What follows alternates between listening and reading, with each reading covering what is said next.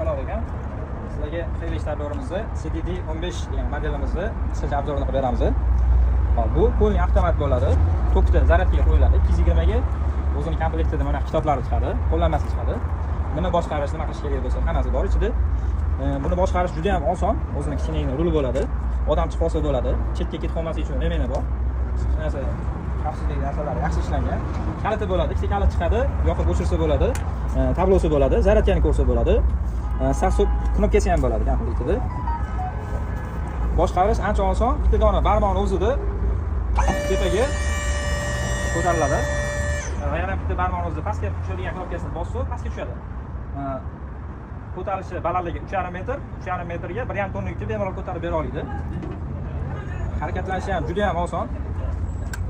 Buni ham barmoqda qo'rsa bo'ladi. Orqaga yuradi. Agar shu joyini oldinga yurg'izadigan bo'lsa, to'g'ri yuradi. Chapga 10 metr shamol signali bo'ladi. Lapasining uzunligi 115 sm, endi 60 sm bo'ladi, standart bo'ladi. Bunaqa stabillarimizdan hali ko'p bor. Ularning obzorini qilamiz. Asli nomer qoldiramiz. Aloqaga chiqinglar, kelsa chiroyli qilib ko'ramiz.